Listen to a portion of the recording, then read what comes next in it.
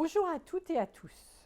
Je me réjouis de pouvoir m'exprimer aujourd'hui à l'occasion de cet anniversaire important, 10 ans déjà. Bravo aux organisateurs et plus particulièrement au coordinateur général, M. Julien Guéniche, dont je tiens à saluer la volonté incroyable, l'engagement et la ténacité qui ont permis de mobiliser de nombreux intervenants de tous horizons. En effet, la situation sanitaire, comme vous le savez, ne nous permet pas d'être ensemble en un même lieu. Il est cependant important de pouvoir continuer le dialogue, les échanges, en attendant de revenir à des activités en présentiel. Je suis d'autant plus heureuse d'être virtuellement avec vous aujourd'hui que les sujets abordés dans le cadre de ces rencontres sont majeurs pour le CEA, et ce depuis plus de 30 ans. Pour celles et ceux qui connaissent peu le CEA, nous sommes un organisme public de recherche à caractère scientifique, technique et industriel, autrement dit, un EPIC. Nous intervenons dans 4 domaines majeurs, la défense et la sécurité, les énergies bas carbone nucléaires et renouvelables, la recherche technologique pour l'industrie et la recherche fondamentale, sciences de la matière et sciences de la vie. Le CEA participe à la mise en place de projets de collaboration avec de nombreux partenaires académiques et industriels. Et en tant qu'acteur majeur de la recherche, du développement et de l'innovation, nous ne pouvons qu'être très sensibles au sujet de l'inclusion et de l'égalité. À ce titre, le CEA mène depuis plusieurs dizaines d'années des actions dans le sens de l'inclusion, réalisées à la fois par des acteurs locaux, RH ou managers, ou nationaux portés par la direction générale. Concernant le handicap, une étape importante a été franchie il y a maintenant plus d'une année. En effet, fin 2020, la direction générale du CEA et l'ensemble des organisations syndicales représentatives ont signé le premier accord national triennal relatif à l'accès et à l'insertion des travailleurs handicapés au CEA.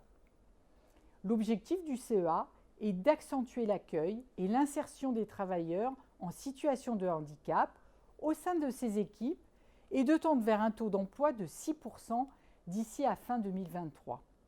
Cette démarche s'inscrit pleinement dans l'esprit de la loi du 5 septembre 2018 pour la liberté de choisir son avenir professionnel.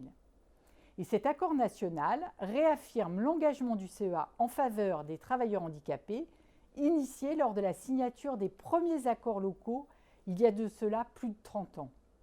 Donc le CEA confirme ainsi l'importance qu'il porte à la politique en faveur des travailleurs handicapés en articulant l'accord autour de 4 axes principaux.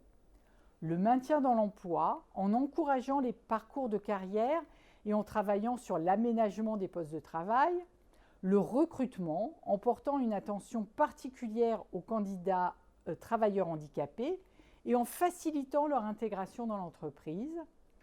Et la conciliation entre la vie professionnelle et la vie personnelle des salariés confrontés au handicap. Et enfin, la communication et la sensibilisation pour lutter contre les stéréotypes et assurer à ces salariés le meilleur environnement de travail possible. Preuve de son engagement, le CEA se dote pour déployer cette politique d'un budget de plus de 5 millions d'euros sur les 3 années de l'accord, ce qui est bien supérieur à l'obligation légale en la matière, et se fixe des objectifs ambitieux en prévoyant notamment le recrutement sur cette période de 75 CDI, 65 CDD, 70 contrats d'alternance, 40 conventions de stage et 70 contrats d'intérim. Concernant l'égalité professionnelle, la mixité est une dimension importante de l'égalité professionnelle et un facteur d'enrichissement collectif, de cohésion sociale et de performance pour l'entreprise.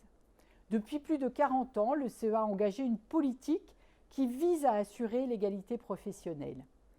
Depuis 1979, le bilan social intègre des indicateurs de situation comparée entre les femmes et les hommes. Nous nous sommes appliqués ces dernières années à faire en sorte que la mixité au CEA soit vécue de telle façon que chacune et chacun puisse être traité sur un pied d'égalité et respecté pleinement. Au cours des 2 dernières années, la féminisation des postes de directeur au CEA a augmenté de presque 8 points, passant de 22,7 à 30,4%. Et cette féminisation a progressé pour le COMEX dans le même temps de 15 à 41%. Et cela n'a été possible qu'avec une vraie volonté de l'administrateur général actuel. Il faut être réaliste, ces actions ne fonctionnent que si elles sont portées avec force et conviction au plus haut niveau des organisations. Nous devons bien sûr encore progresser, notamment en favorisant l'arrivée des femmes dans toutes les strates de l'organisme. Et nous avons l'adhésion totale pour ce faire du top management pour toutes ces actions de ce champ. Nous engageons aussi cette démarche auprès de toute la chaîne de management et organisons des séminaires et des formations à destination de nos managers. Nous veillons également à inclure toutes et tous les salariés en organisant des cycles de conférences-débats sur le thème de l'égalité professionnelle femmes-hommes et avec l'initiative OSER qui permet aux femmes de tous les domaines métiers, de l'assistante à la chef de service en passant par la technicienne, d'exprimer leur potentiel et leurs ambitions de carrière. Nous sommes également convaincus que le monde de l'éducation a un rôle majeur à jouer car les perceptions des femmes et les comportements à leur égard relèvent aussi bien sûr du culturel et pas seulement du légal. Les équipes du CEA sont individuellement et collectivement très engagées, nos chercheurs et chercheuses notamment, qui sensibilisent sans relâche le jeune public avec des interventions dans les écoles et les universités, avec des campagnes comme Scientifique toi aussi, et ce sur un plan parfaitement mixte. Nous conduisons aussi des actions plus ciblées pour dire que les sciences, c'est aussi pour les filles. Là encore, notre proximité avec le monde de l'éducation est primordiale. Pour accompagner ces progrès, creuser le sillon, le CEA salue aussi l'action des réseaux de femmes en entreprise.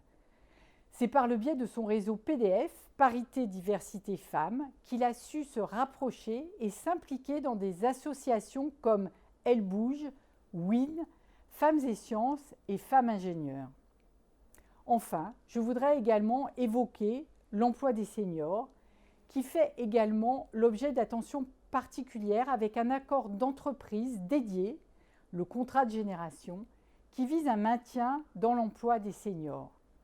Et d'autre part, l'accord qualité de vie au travail que le CEA a signé au printemps 2019 et qui comporte un volet expression salariale et un volet télétravail.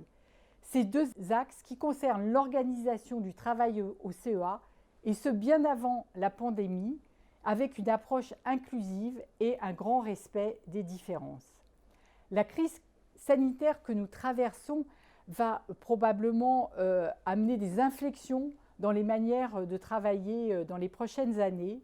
Et je pense également que la formation des managers est l'une des clés du succès de toutes ces démarches, inclusion, égalité professionnelle, et plus globalement, ce que l'on appelle la diversité sous toutes ses formes, sans oublier une approche de RSE qui devra se systématiser dans tous les domaines, mais de manière constructive, positive, sans y avoir une obligation forcément réglementaire.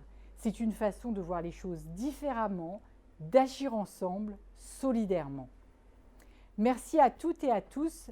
Grâce à notre engagement collectif, les lignes continueront de bouger et vous pouvez continuer à compter sur le CEA pour vous accompagner.